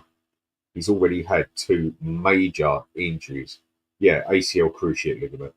He's already had 2 major injuries. So and he played about 6 or 7 games. That's alarm bells, isn't it? That's alarm bells, isn't it? Really. Exactly. But in saying that, we have brought in, and I haven't got the name of the person, but we have got a new medical. We've got new medical staff now. Oh, good. But I don't want to bring in a player that is already needing the medical staff. I mean, don't get me wrong, Scavani, in the season, but he has looked good for what he is. Just this season went to shit for him in a big way. 2 major injuries. We ain't just talking like little 6-weekers. We're talking injuries that let him play about 6 games, 7 games this season, whatever it was. I can't remember exactly how many he played. I think it was about 5 in the league and 2 in the cup or something, give or take 1 or 2. And as soon as I see that in a player, for me, that's red flags. Yeah. For me, then I have to give them another season to see if they can adapt to those injuries and keep playing. Because an ACL cruciate ligament can totally change a player. I mean, look at Benton Court. Ever since he had that injury, he's never, ever, ever been the same player. Well, he hasn't been the same, no. But I And do that's think what I he was mean. a bit overhyped when he started here at Tottenham. But then in saying that, Yeah, but that ACL injury, he had that cruciate ligament did bust him in a big way, and he's never got over it. You look at Van der Vaart, Virgil van Dijk. That injury had busted him for the following season as well, and he didn't even look half the player he was. But because he's so strong mentally and also physically, he learned how to come back from the injury, and he's come back to a quality player again. Bentancur hasn't been able to do that. I don't know if my 21-year-old man can do that. I'd basically give him a no thanks and keep an eye on him for a season, see what he can do next season. I think he needs to be played in the right position, doesn't he? And because it's getting late, I'm gonna have to finish the show. But we will continue because I'm going to do some more shows hopefully in the future. Well, definitely, hopefully, regular, daily as well. But what's your feelings on this guy, Anthony Robertson? I think he's a good player. I think he's very underrated, that player. Again, honestly, he's another one I've only seen him play a couple of times. I must admit, I haven't really paid much attention to him. I've heard more the news on him as such. So if I can go by the news on him, he sounds good. He sounds worth it, and they'll definitely give. He's the left back, isn't he? Yeah. And they'll definitely give a Dogie a run through his place. And then if he does that, then we've got Spence to fully cover on the right and also the left if needs be for whatever. We've got both cover on both flanks. Depends how he wants to play him. Does he want to play him as a wing back? Does he want to play him as a left back? Does he want to play him as an attacking left back or a defending one? We don't even know what formation and style we're going to be using at the moment. That's the thing that's really bugging me at the moment. Are we going to be doing 3 at the back? 3-5-2, 3-4-2-1, 3-4-1-2, 4-4-2, 4-2-3-1. With buying Kudus, I think that looks like we're going for a 4-3-3. Because I do think he's going to get a number 6 in there. And then he can use his wing backs to go up the pitch, overlap, and then have the DM to come back and cover as the third man as such. That's what it looks like. Because that's interesting you say that. What would be your? Because I think he's going to go for something that's more comfortable with the players at the moment. Because I don't think he's got time to coach everyone. You know what I mean? Because even though it was a very interesting insight to what he was thinking with the coaches that he brought in, everyone's got a specific job. He said when the interview with him and Johan Lang. But I do think he's going to go with something more comfortable for the players because obviously he's got to hit the ground running straight away, doesn't he? Because I mean I think we've got the Super Cup. I think it's the first game we have before the start. Are you looking forward to that? Interested, very interested. I'm not I'm not worried about it, if you want to say. I'll be worried if we do get absolutely annihilated, though, because it won't look good. Well, what did they just do to Real Madrid tonight? What did they just do to Real Madrid tonight? Last time I looked, it was 4-0. I mean, I haven't seen the score, so I don't know. But if it's the case, yeah, it don't look good. That don't look good, doesn't it? You know what I mean? You know? No, it does not look good. Let me have a look at the result quickly. But I have to watch the highlights, to be honest with you, Dan. To be honest with you, I do have to watch the highlights on that. They cooked some 4-0. Oh gosh, that's not good at all, isn't it? Really? No, it's not. It's not very. With their new manager, Xavi Alonso. Was it Alonso? Xavi Alonso. Yeah. Yeah. But what would your last question? Because I'm gonna have to wrap up the show soon. But thank you for coming on. By the way, thank you for coming on. Mate. You know what I mean? I normally do this solo, and maybe right now I'm doing it solo at the moment, but because you're so good to me, Dan, I had to let you on. I had to get you on. Yeah, I mean, don't get used to it though. But yeah, what was your thoughts on what's your number 6? Who do you want to be? I know we spoke about Polina, but is anyone else that you would say would be good to bring in, or you suggest you would like to bring in other than Polina, or someone that you know maybe from the Italian league or somewhere that no one really knows? Well, I mean, I know there's an attacking midfielder I'd want to bring for there, but we're talking about a 6. And for me, the 1-6 I want to go for, who I do feel we've got the capability of getting, but it depends who else would want to jump in the way and go for it as well. Because they need the money that much out, I'll go for Edison. Yeah. Okay, he might be wanted by other teams and that, but other teams might need other players instead, sort of thing. And again, that's my attitude of at least go for the player. Speak to the agent. Do it whatever way you got to do it. If he says yes, he's interested, then you got to put that deal together double quick. And if nobody else comes in for him, you win. If somebody else comes in for him and takes him, then better luck next time. But he's one who I feel we could definitely go and get for 50 mil, 60 mil and pay his wages, and we would have a very, very good player there. The only thing I would say about Edison, no one's really gone for him. Mm-hmm. I've heard a lot about Edison. Mm-hmm. No one's really, because I've heard a lot about Edison, like you've said it as well. And so far, no one's really gone for him. No one's really gone for him. Does that show you that no one really needs him? Good point. Is a DM that needed at the moment? It's like if you go for a striker at the moment who's half decent, you've got half the planet on your case because there's just lack of strikers out there. Yeah, true. Whereas you go for a defender, you stand more than a good chance of getting whoever you go for because defenders just ain't. It's not as though there's lack of poor defenders. I mean, it went through a stage in life where you couldn't find a decent defender come love nor money, but there was a million strikers on the planet who are all bloody good. Now it's just totally gone the other way round again, where there's just absolutely lack of strikers on here, and there's good defenders all over the place. So for me, I don't really see what big clubs out there. I mean, I got this wrong with Eze, but I don't really see what big clubs out there necessarily need a defensive midfielder or a defensive box to box, which is basically I don't see that many needing that. But we certainly need one, though, don't we?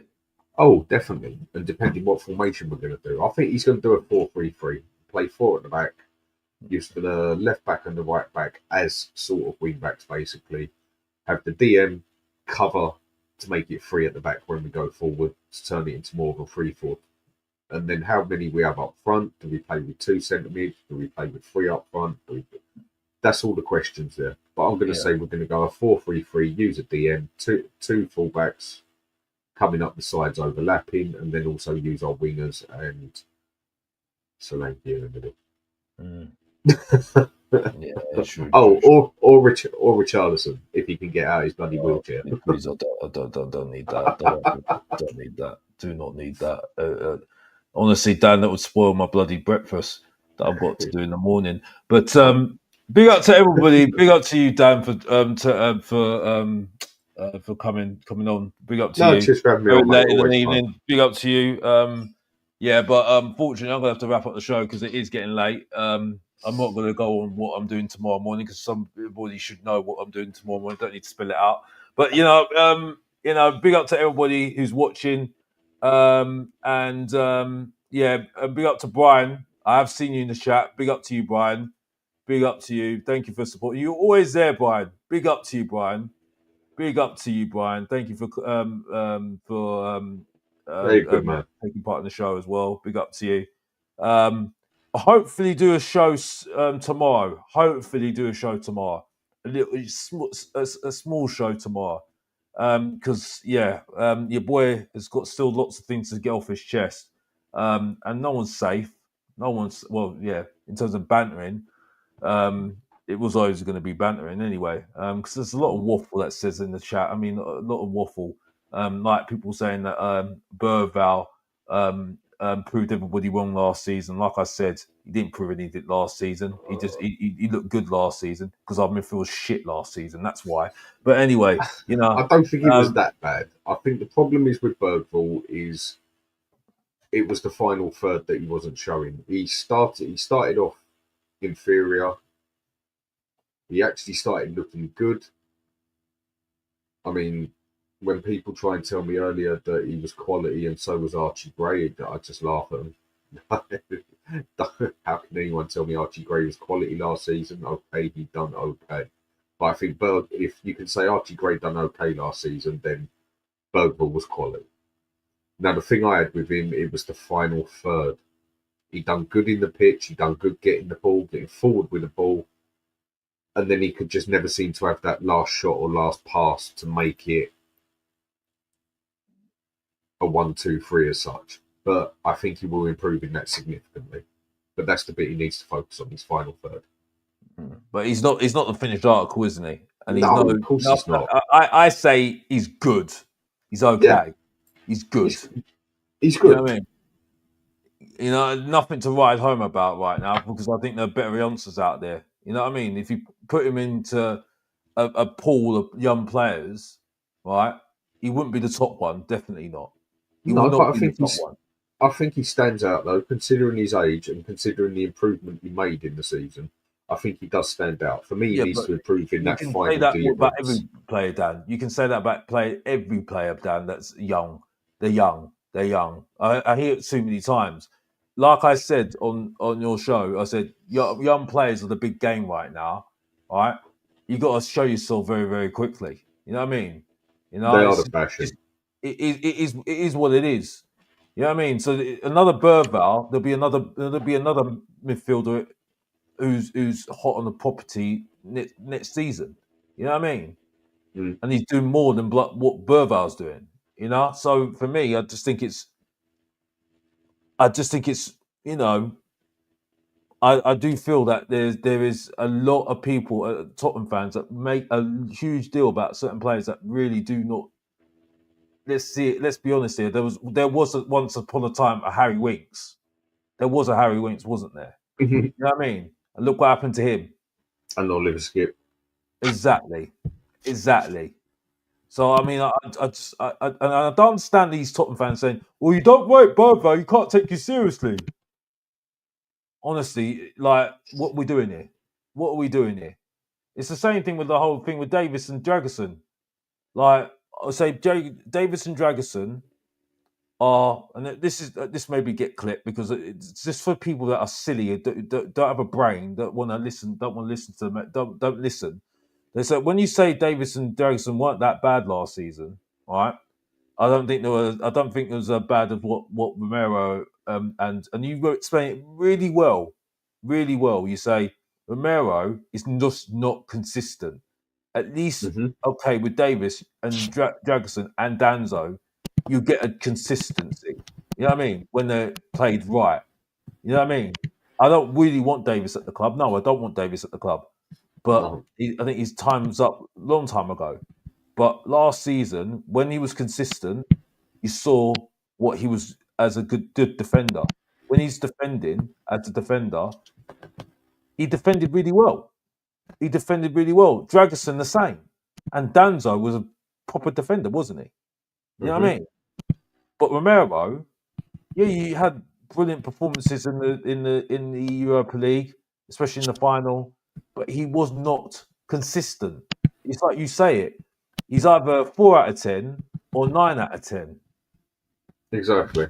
Up and down. Like, at least with Danzo, you get that line. Romero, up, down, up, down, up, down. You can't carry on like that in defence. You can't be like that. No, not be called world class anyway. Exactly. So that's what I mean. But people get absolutely rattled by it.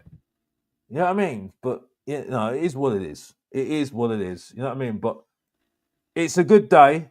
We have to say it's a good day. You know what I mean? Yeah, Because I'm happy. I'm happy with who we bought, mate. I'm happy with that. Definitely. I don't think I've been that happy with a buy since Madison. Mm, And Madison, I absolutely. was very happy we got him at the time. Same. I mean, I'm not getting overexcited in the way like some people are talking about, like we just signed a quality player. But I suppose people have different words. For me, quality is when it is quality. I don't think he's quality, not yet. No. I think he's good, almost very good. But I think he's got the potential to go up levels, and I think Frank can help him with that. But for what we paid for him, for the potential he's got, for some of the history he's got, bar last season, I think we've got to get ourselves quite a shrewd deal there. 55 million, you make a good point. Good deal. This Absolutely. It's an average price these days, isn't it? Absolutely. And People he's play, better than an like I said, you average make player. a point about the 65 million and 60 million as well. Big point there, to be honest with you. I But mean, 65 million for Solanke and Richarlison, 50 million for Johnson. Yeah. yeah, absolutely. But there we go. There we go. But thank you to everybody who's watching today. On the day that Tottenham Hotspur signed Mohamed Kudus, our fifth signing of the summer, with signings that have been kind of very underwhelming, let's be honest here. To say the least. Mathis Tell sums it all up perfectly. A reject and a backup. Don't really seem like a backup, Mohamed Kudus. Don't disappoint me now. Don't disappoint me. On the day where, on the week where Tottenham Hotspur fans were actually going out their mind and thinking that we haven't going to sign anybody. It's the same old Tottenham, same Tottenham, different day, like Dan says. But it looks like they've proved us wrong. And on the day where we're going to ask a question: Is Parategy still cooking? Is Parategy still cooking? Because it looks like Parategy might be still cooking at Tottenham Hotspur.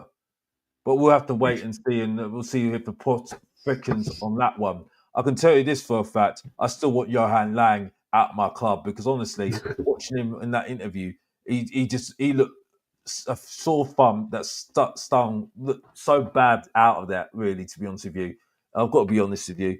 You know what I mean? You No, would, you know what I mean? He doesn't look like Alex. a guy that looks very confident, doesn't he, Dan? Let's be honest here. No, he doesn't. But Alex, the worst thing was that interview with Levy and the When other. I I mean, oh mate, I've seen some cringy shit in my life, but no wonder they kept the camera above like the height of the table. Because half the time you couldn't even see where the man's hands were, for God's sake, and they were smiling at each other. So no, I had to turn that off after 5 minutes. I was just like, as soon as Levy had looked at him and he looked and smiled at him, I'm like, sure, I've got to turn this shit off. And on that note, thank you to everybody for cringy watching the as. show. And please like and subscribe to the show. And as always, like we always do, if you didn't know, get to know, support your boy, Mr. Box Office, subscribe and like, and come on, you Spurs. And we're out. Take care.